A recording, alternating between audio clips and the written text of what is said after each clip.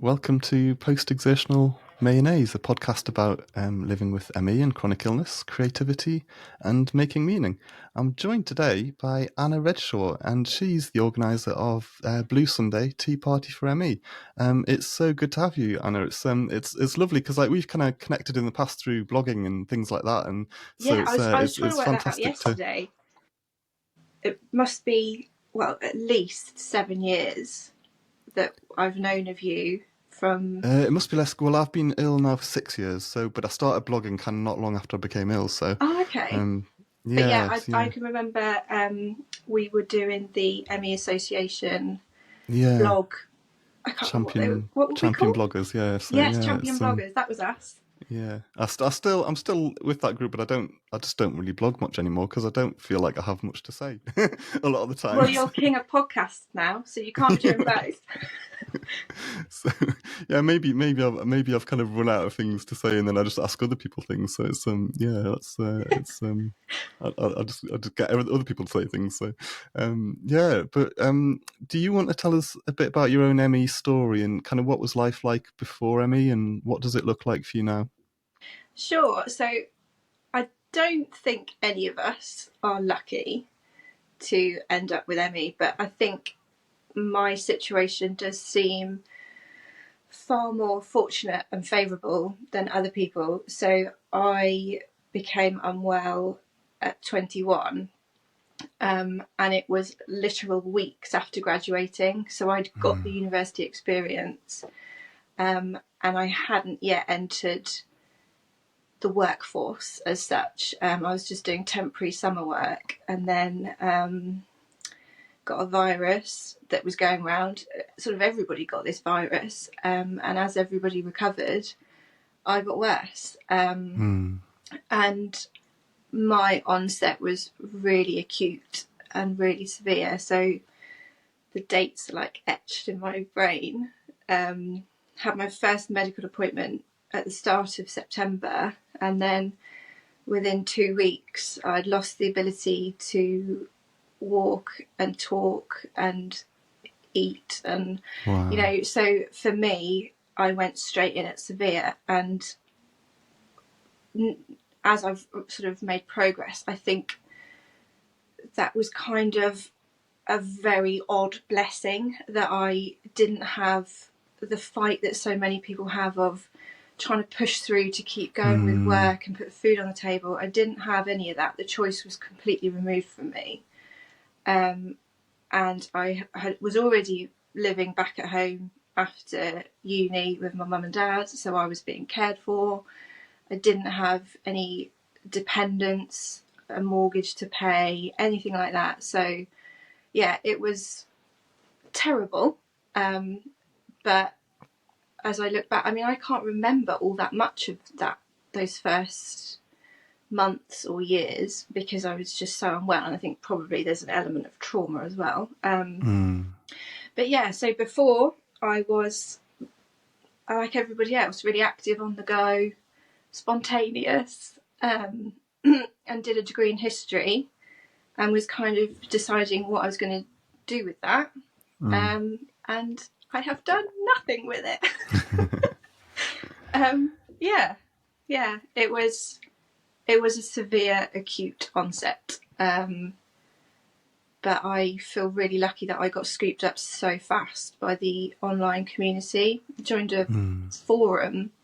My mum found a forum within a couple of months, and oh my goodness, I don't know where I'd be if I hadn't come across people with experience who were kind to me and warned me about certain treatments.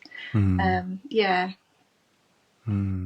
So have you, since that kind of, yeah, because it does sound like really extreme for that to have happened, and for you to have gone kind of right into that severe sort of really quickly, and like you say, so many people kind of like keep pushing and pushing, and then they see this sort of decline because of the kind of the pushing themselves too hard, or previously the treatment that people have been kind of like prescribed, if that's the word. But did you see some sort of like improvement from that over time, or like how did that kind of like progress for you? Yeah, I was classed as severe for probably the first 3 or 4 years. Wow. And then because I was so protected by the early interactions with the community about things like graded exercise therapy, and because I had my mum, she is just a force, I was able to prioritise rest. And I mean like hardcore rest, like the radical rest with the no stimulus, no reading, no music. I mean, a lot of my time looked like that anyway because I was too unwell to be doing things. But I was able to schedule that in. I had everything else removed from me. There's as much stress as possible. The most stressful thing in my life back then was being asked what I would like for my tea, and just that was it. That was hard. But yeah, so I have made so much improvement, and people ask me how and sort of what was it that I did, and genuinely the answer I think is just luck and circumstance. And I got diagnosed really fast, which just doesn't happen. They suspected the symptoms matched a brain tumour, which is really fun at 21. So I got seen quite quickly by a neurologist, and was given the lovely chronic fatigue syndrome label, and sent on my way. But yeah, just had the ability, I suppose, to just be poorly. I didn't have to be doing anything else but that. I was cooked for, I was spoon fed. I had so much care early on that I think that is what's made the difference. My body was able to rest and reset in a way that not everybody gets. No, that's good. How would you just sort of? It's so hard, isn't it? Because like we talk about these like categories of ME, don't we? In terms of like severe, moderate, sort of mild, which is crazy. But where would you sort of like put yourself on that spectrum now in terms of like what the official kind of like scales are, sort of thing? Is it like do you sort of fall into a category, or do you sometimes find yourself fluctuating? See, that's it. That's what I was thinking about yesterday. I never know where I fit, because in a single day, when you read sort of the definitions of each category, I can go from severe to mild and back again. But I would say I'm moderate, and sometimes I look really quite functional for sort of like an hour of the day or whatever, and I would probably be classed as mild. But yeah, so I don't know where I fit. I do swing. I had a relapse in 2020 when I went straight back down to severe. But again, I'm not where I was before, but I am coming out the other side. It just takes time. 4 years is a long time, but I will. When you've started at severe, you will take anything after that. After you've endured that. But yeah, so swing between all of them, but probably moderate. Yeah. How And I about think you? I it's hard, isn't it? I think I possibly my first year or two after I became ill again as sort of 6 years ago, I was probably milder, and I had sort of periods where I would have like a milder period. But the last sort of 2 or 3 years, it's just been like moderate, dipping into severe, back into moderate again, and it's like it just feels like you're sort of trying to dig yourself out of a hole all the time, doesn't it? In terms of, but yeah, certainly I'd go through phases where like you sort of like sometimes you think, oh, I've got a bit of energy now, and then it just hits you like, and it's trying to pace with that, which is really really hard, isn't it? And sort of trying to, and like yesterday, I was just saying to you before, I was like, I had a slightly better day yesterday for the first time in about 2 weeks, and I was like sorting socks, and I was just sat at the sort of dining room table like sorting socks. We had a big bag of socks that were on, and I was like kind of, but just, and then I was like a bit like a puzzle really, because you want to keep going, and I was like, I just need to stop now because my back and my brain and my kind of, but it, and then you think like, oh, how can just sorting some socks like impact you so much? And it's like that's the reality of like what we're having to deal with, isn't it? In terms of like, Yeah, and I think if it wasn't so heartbreaking, it would almost be amusing. Like, but I don't think people outside of ME understand the strength it takes to stop while yeah, you're feeling ever so slightly less terrible. That is some hardcore willpower right there, to just be like, no, I've got to quit while ahead. I don't always quit while I'm ahead, but you know, you got to live a little every now and then. But yeah, I think to be like, oh, you know, I've had 20 minutes of reading or whatever, I should stop. That's hard. yeah. And when, like you say, like those opportunities are so like fleeting to actually have some sort of quality of life or some sort of value or feeling like you've kind of, yeah, you're achieving something, and then to sort of like force yourself to kind of like step back from it. And it almost feels, I think I was reading, somebody tweeted yesterday about this kind of thing, about when you do have energy and like how hard it is to like to stop. And it's almost like your brain forgets how bad the bad times are, even if it was just yesterday and you were like in bed and you felt like absolutely awful for like all day, and then you've got a bit of energy, and it's like your brain almost like, it's sort of like almost like a sort of like a cut off mechanism or something, isn't it? It's like, no, it wasn't, Wild. it wasn't that bad, it's not that bad, I'll be doing better tomorrow, I'll be thinking about what I'm going to do next 6 months, when Yeah, you get slightly I bit mean, I extra say energy. this to people. It's like, it's not that you forget, but I don't know what it is. I don't know if it's a protection thing, but how can, like, because I overdid it a couple of weeks ago, and I was a bit angry with myself. I'm trying to stop with stuff like that, because, you know, I don't think we can blame ourselves for like living a little. But I remember saying to my husband, like, oh, I don't understand how I can't remember what the post-exertional malaise is going to be like. But maybe, yeah, we just protect ourselves from it, because otherwise we wouldn't do anything ever. No, yeah, and which is ridiculous, because you know, the sort of psychologization of it and stuff, or you know, there's sort of like been studies and people have said like, well, people are sort of frightened to kind of do things, so you need to push yourself to do things, which is like the complete opposite of Yeah, the lived experience of so many of us, that kind of like have to force ourselves to stop doing things because when we do have that energy, and yeah. it's just, yeah, yeah, it's bonkers, isn't it? But one thing I was going to ask about, because you talk quite openly on sort of social media and sort of in your blog and things like that, about your ME experience and how it affects you personally. Do you find it a challenge to find the right balance in terms of like sharing personally about the reality of the situation and reality of ME to kind of raise awareness? Um, and there's baggage that comes with that as well, isn't there?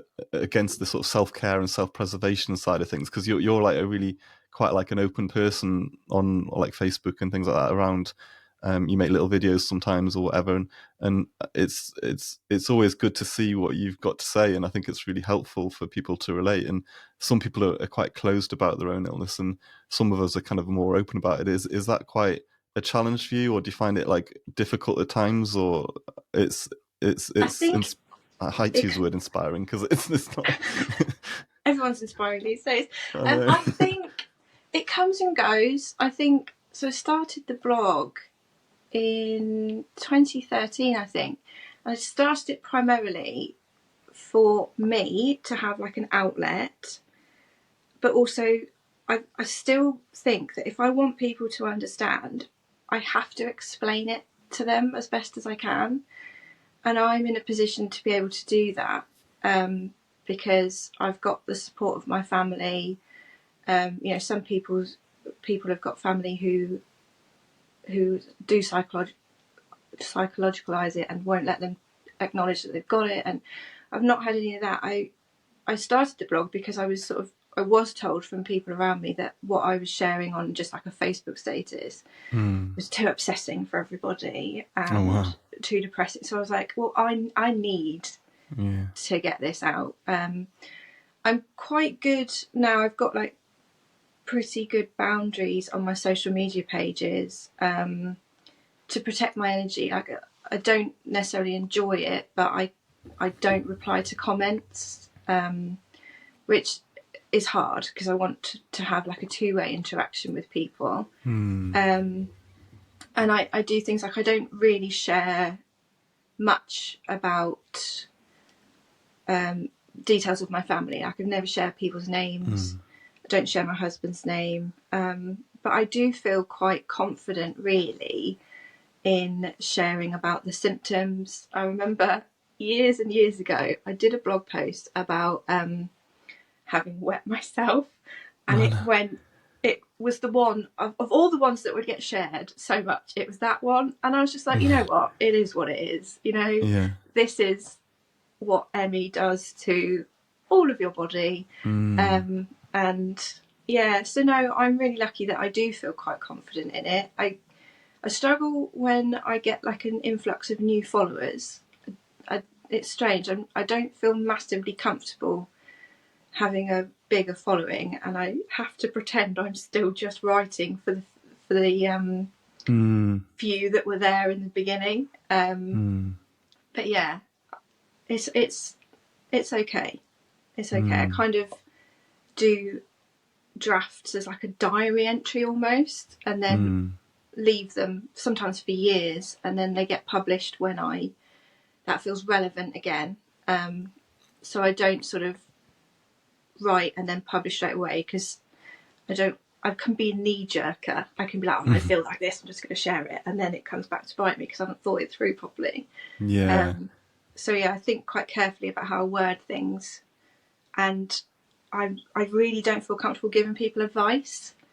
It's hard, isn't it? Yeah, because our circumstances are all so different, and our severities are different, and the symptoms differ, and I just don't feel like I'm qualified to ever say to someone, you should be doing this, you shouldn't be doing this. So I do it in a roundabout way by saying what my experience is. It's hard, and it's hard for, like, even with the podcast, I'm like, we sort of stayed away from the sort of advice thing, but then at the same time, some things like help people to hear about and so many things. people want your advice. I just don't feel massively comfortable or qualified to give it. Especially if you have like for me, I was ill for like 6-7 years when I was younger as a teenager with ME, and then I sort of like I kind of like recovered or improved to an extent that I would say I was like 95-99% better, and I didn't think ME would ever be in my life again, sort of thing. And then it hit me like 20 years later, and I often get the question like, well, what helped? What did you do to kind of like? And I was like, I don't know. It just happened. It was, and it's hard, isn't it? Because we want to sort of help other people as well through things, and it seems like something that helps one person is just like doesn't help other people, or you know, like the amount of supplements I've tried. Like, you know, you see online, like, oh, I've been using this and it's really helped, and oh, I've tried that. So you give it a go, and it costs you an absolute fortune. Yeah, you go on Amazon and spend 20 quid, and you use this thing for like a month or something, and it's like, don't feel any different whatsoever, or whatever. And it's hard, isn't it? It's all trial and error as well. And I think as well, there's almost like the longer this goes on for me, the more responsible I feel for other people. Like, you know, long COVID's been so hard to witness, but you almost want to like protect them and save them and share what's worked, but you also want to respect the fact that they need to find their own way. But yeah, I do feel responsible for protecting people from things like graded exercise therapy, and you know, telling them that CBT is not going to cure you. It might help you cope, but it's not going to make any difference whatsoever to your physical illness. So should we talk about sort of Blue Sunday and Tea Party for ME, because it's kind of a massive part of, we've got obviously in May it'll be sort of ME Awareness Month, and then ME Awareness Week within that, so we thought it'd be a good time to sort of like talk about it. But sort of it's a big part of ME Awareness Week, isn't it, now? And where did the idea for it come from, and what is it, and kind of where what was it kind of hoping to achieve, really? Like what was the idea? I don't know why I always find it really hard to explain what Blue Sunday is. I think because it's obviously just Blue Sunday to me. But But it is essentially a fundraising event and a day for people with ME to come together and sort of just be a part of a really resilient, lovely community that usually only comes together for really hard things like signing petitions because somebody's being mistreated in hospital again. You know, I signed 2 petitions last week. So it is a fundraising event, and it started because for my birthday, a few years into being severe, I couldn't have any visitors for my birthday. And that's really isolating and really quite rubbish. So my mum and I were like, oh, let's ask the family and your friends to send you a photo of themselves with a cup of tea and maybe a slice of cake on your birthday and wish you happy birthday, so you can see their faces and they can send you a little message. So we did that in the November, and it was incredible. Like, I still feel like the warm glow of getting those texts, and I printed everything off, and I've got a photo album of it. And then as Awareness Month came round, I think I was 3 years in already. You come to a realization that you're probably not going to recover, or or your life's never going to look how it did. So we wanted, as a family, to do something during ME Awareness Week to fundraise, and there was nothing I could do. I couldn't do any of the charity events that were advertised, and that genuinely didn't make sense to me, that the people who are affected by ME, most of them weren't able to join in. Yeah, you always see people running marathons and things like that, don't you? And it's just like, oh, you don't want to open that can of worms with me. But yeah, so we were like, well, let's do that again. Let's invite a few people over for a tea party, and everybody can pay what they pay in a cafe for tea and cake, and we'll send the money to an ME charity. And we did that. But by then I'd also made lovely friends within the ME community, and I wanted them to feel how I had felt on my birthday. So I shared photos and videos of my in-person family tea party with them, so they could feel, even though they were, unwell in their own beds, that they were there almost via the wonderful medium of social media. And that's how it started. And I am genuinely baffled and overwhelmed by its growth. But I think it just speaks to the fact that we want to be included as people with ME who are so often excluded and isolated.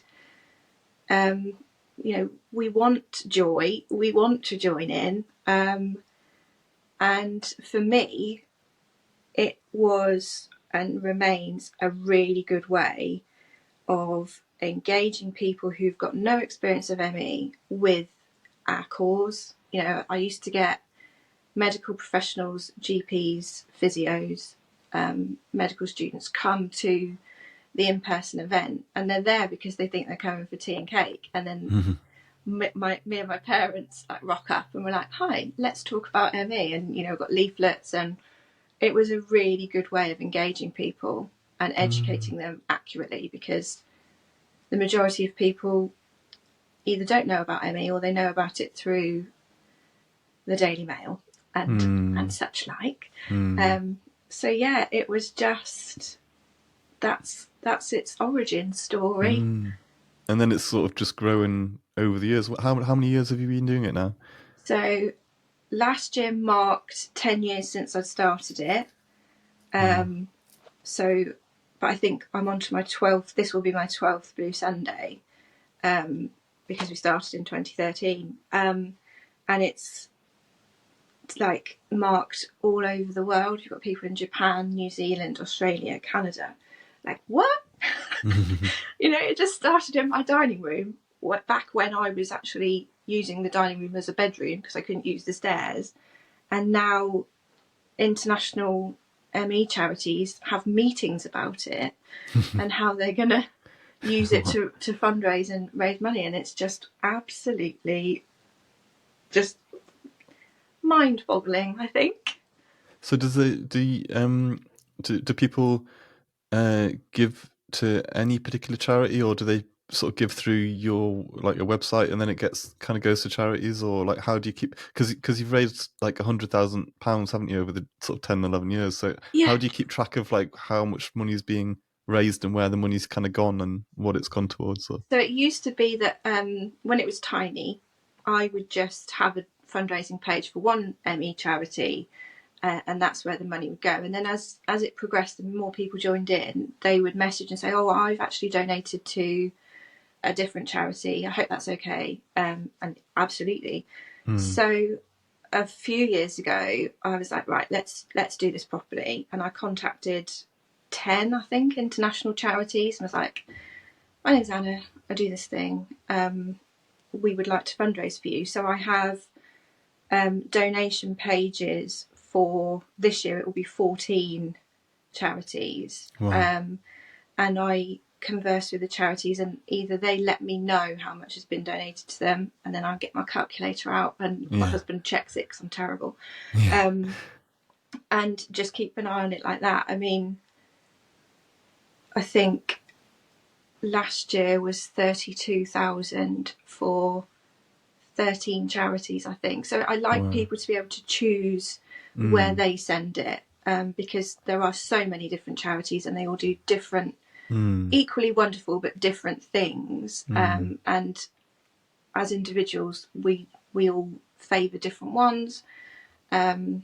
So I think it's nicer that I keep the links. I've got direct links on my website, so because energy is so fragile and precious, I want people to be able to enjoy the day rather than trying to sift through charity websites to find their page. So I keep them all on my website, and just keep like a rough guide of how much we've raised. And it's just incredible. Like £100,000 is phenomenal for a group of people who are so unwell, and we've not done it in a mainstream way.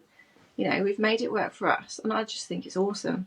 Yeah, no, it's brilliant, and it's always nice to see like when people post like pictures or whatever like that, or you kind of see the photos online and stuff, and just the sort of volume of different people that are getting involved, and it's not it's not necessarily kind of going out of your way to organize something at the local village hall or whatever, but it can just be like having a cup of tea and a cake and donating a £5 or whatever, can't it? So it's kind of accessible to so many different people, and it's well, that's the hope, because I think I've got friends who've got very severe ME and they can't have tea and cake, and they decorate their tube feed in blue like tinsel. I just don't understand why we shouldn't mould life around. For a lot of us, this is a permanent fixture, and there's only so much waiting to get better you can do. I think we're just so resilient, and we're so good at adapting as a community. And I think this just shows it. Like, we've raised so much money just from giving a few pounds and maybe having a packet of biscuits and wearing blue pyjamas on the Sunday after ME Awareness Day. It's just, I'm really proud of us all. So when is it this year? I don't know. I didn't get the date. This year is the 19th of May. So I think, as far as I'm aware, ME Awareness Week is becoming obsolete. And they're just going to focus on World ME Day, which will always be the 12th of May, Florence Nightingale's birthday.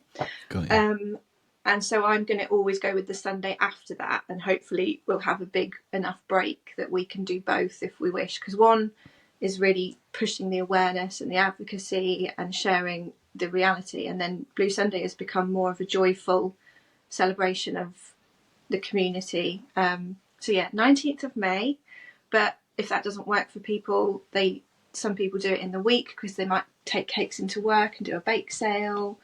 Yeah, but around the 19th of May. Brilliant.